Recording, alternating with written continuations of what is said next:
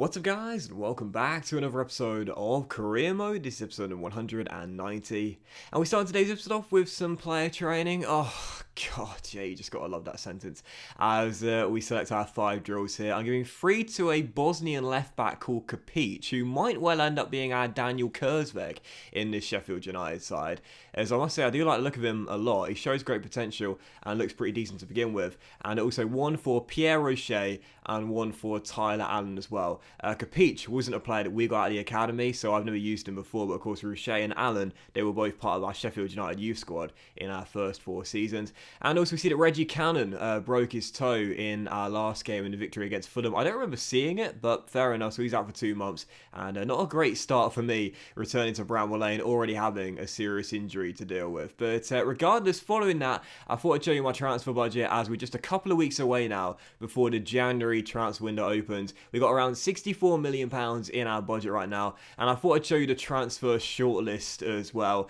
We're getting the band back together, all these of course being former Sheffield United players that have since gone on to pastures new. Of course the 3 main boys: Scott the Block, Jayden Bogle, now 90 rated at Liverpool, Dean Henderson, Serge Koulibaly, who did turn out to be a monster as we all predicted, Nicholas Wilson now at Hoffenheim, he'd be a great player to have back, Seamus Brennan, Eze now at Crystal Palace back in London, Zlatan's region playing for Torino, Jamal Lewis, who of course we faced with Leverkusen against Hanover, Ben Godfrey is now at Roma right now, so I might leave him there at the Stadio Olimpico, Sangare and Duffy, and also DCL is currently playing for Real Valladolid at Spain, and of course we faced him back at our time with Atletico Madrid. So yeah, all these of course being former Sheffield United players. If you can leave me a comment today and tell me which one you think we should be going for outside the main 3, of course, then let me know, because I don't think we'll be able to sign too many of these guys in our first transfer window coming into January. Of course, there are rumours that we're about to be taken over and the financial takeover will go through before the window opens. There's a lot of rumours that's going to happen at some point, but I must say, I'm definitely going to be targeting a return for sure Toney and Walsh initially. Probably Toney to begin with, because there is a chance that Ivan Toney might retire next season, and I'd love to have him in my team for his final year in professional football. And of course Shaw and Walsh, they're the 3 amigos, they're the 3 musketeers that is so they'll be coming back at some point, hopefully soon. But as for the others, I'm not entirely sure in what order I'll look to bring them back, and some I'll probably leave out wherever they're at right now, including Ben Godfrey at Roma. I think I'd rather leave him there at the Stadio Olimpico. Still, for the first game of today's episode, we take on Carlo Ancelotti's Everton, as the Toffees will come and take us on here at Bramall Lane. As you can see right now, we're 4 points off 4th place Chelsea in the race for Champions League football as we approach the halfway point in the season. And of course, heading into this game after back-to-back wins to mark my return to Sheffield United, 1 away at Ashton Gate against Bristol City, and then of course the win in my first game back at Bramall Lane against Fulham in midweek. Taking on Everton, looking forward to hopefully getting over 3 points, and just 5 minutes in, we had the opening goal, and it's that young man once again, Toney Harris, turning in the Guabel shot, which was saved by the goalkeeper, and putting it into the back of the net, making it 1-0 as the Blades go in front. And this guy's just got an eye for goal, man. He is so goddamn clinical. Makes it 1-0. Easy finish there, though, as we take the early lead, and he almost had his second 24 minutes in, but was denied by a super stop by Everton's number 1. So it's still leading by a goal, but in the first half, it was all Sheffield United. We were in complete control at this point, and really should have been leading by 2 or 3 heading to the break. Another golden chance right before the break, but again, another fine save by Everton's number 1 as Guabel is denied, and it's still just a 1-goal lead. But in the second half, great chance to make it 2-0 right after the restart. David Turnbull finds that kid Harris once again, but again, we failed to hit the back of the net as we still only lead by a goal. But it seemed inevitable at some point we'd double our lead and make it 2-0. Everton had done nothing in the entire game, and that's why typically just past the hour mark they would find their leveller with their only chance, and it was the former Roma boys that are now at Goodison Park that will link up for the goal. I showed you him just before the game. Antonino Barai is now at Everton, as is Sandro Tonali, who also captains their team as well. I couldn't believe it. 2 of my former players at one of my former team, Tonali and Barai. Of course, if Everton were going to score, those 2 would link up for the goal, which they did. Barai to Tonali, and Everton find their level. And I was so annoyed as well, because we were in complete control from first whistle to last inch. -1. Looking the far superior side, creating chance after chance after chance. We should have been home and dry at this point and put this game to bed before the hour mark. Instead, we were still tied at 1-1, and I just could not beat the goalkeeper. He was on an absolute tear in this game, making save after save after save.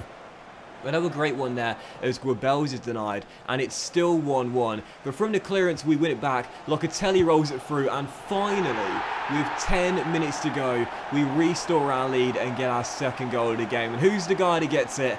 You knew who it was going to be. I think this guy is looking to be the star of Bramall Lane in our second stint here at Sheffield United. Neil's nephew, Toney Harris, gets his second of the game, bags his brace, and wins it for the Blades in the dying moments. Sheffield United 2, Everton 1, and honestly, man, this kid, he's only 22 years old. I think his finishing stat is already 92. He is something special. And of course, we brought him out of the academy back in our first 4 seasons. You know, I think we loaned him out to Frosinone back then. If I've got that right, that's incredible memory. But I remember we loaned him out because I couldn't get a goal with him. Well, he had a tough start to his professional career, but he applied his trade elsewhere out on loan. Now he's come back and he's doing it for the Bramall Lane faithful. 2 on the final score, Harris with both goals. But the goalkeeper in that game, my goodness gracious me, the amount of saves he made was truly extraordinary. One of those games where I just thought for sure we're not going to find a winner, no matter how many chances we get. But of course, Harris providing it for us. This kid right now is looking like something special.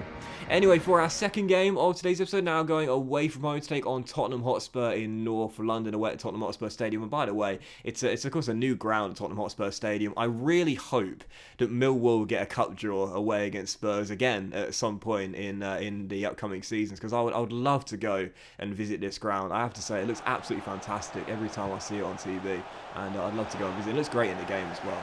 But regardless, as we do take on Spurs here for the second of 3 games today, we could deliver a really crucial blow to Spurs heading into this game here. Because, of course, right now they are sat in mid-table and several points off a European place. So if we can win here, keep the pressure on the top 4, we'd also deliver a huge blow to Jose Mourinho's side.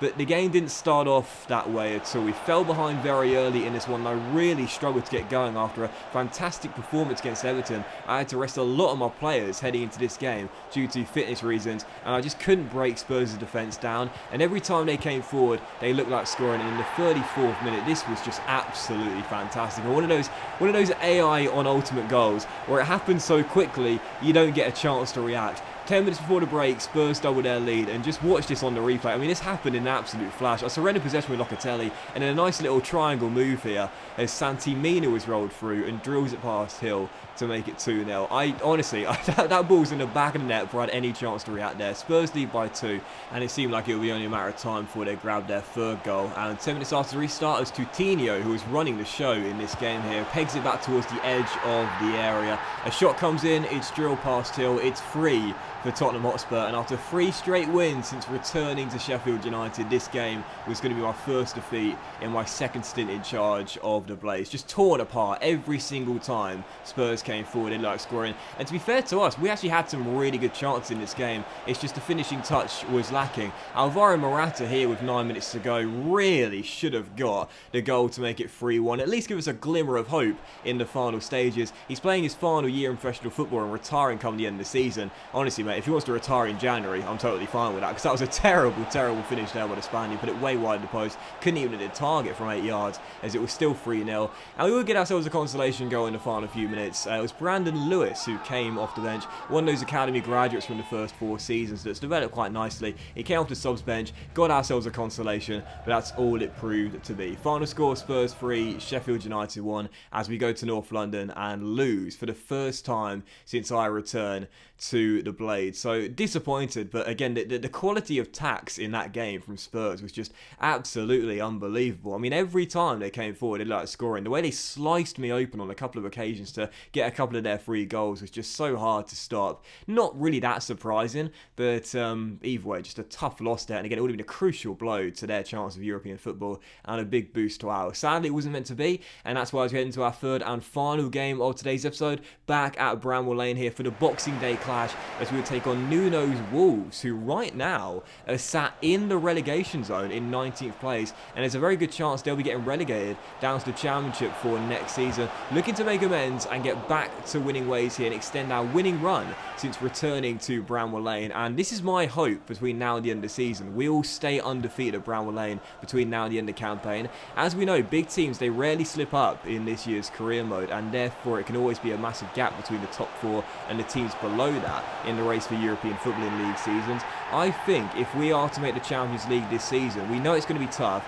as the teams above us are not going to slip up much. We'll need to stay undefeated for the entire campaign at Bramwell Lane. So that'll be my hope here in my second stint here with Sheffield United in my first season back. Remain undefeated, protect Bramwell Lane, make it a fortress. If we can do that, I think we'll qualify for the Champions League. If not, we'll probably finish outside the top four. So taking the Wolves right now in the relegation zone, looking for a response after the 3-1 defeat away against Spurs. David Turnbull got his 10th goal of the season, making it 1-0 and giving us the lead. And in the 45th minute, as Bells and Harris link up, oh, Chopper, this guy is just something special, man. Sheffield United 2, Wolves 0. Didn't score in the trip to North London against Spurs, but this guy's finishing ability, let's just say he reminds me of the Shocker. The Shocker and Chopper, perhaps together from January onwards? Well, I'd love to see those two working as a partnership, the future and the present.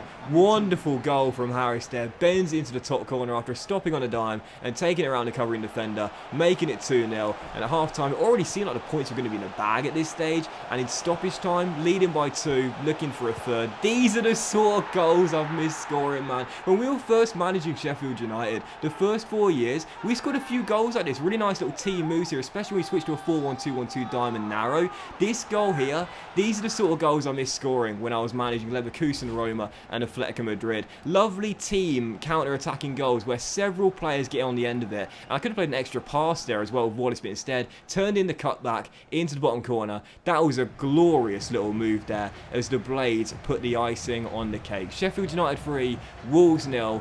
Wallace wraps the points up in style. A great performance at Bramwell Lane. It's 3 wins from 3 in front of our home fans since returning. And whilst we've already had our first defeat, we're saying to the teams above us right now in the top 4, we're coming for you. Those Champions League places are our objective come the end of the season. And with 18 games to go in the campaign, lots of football still remaining, only 1 point behind Frank Lampard's Chelsea.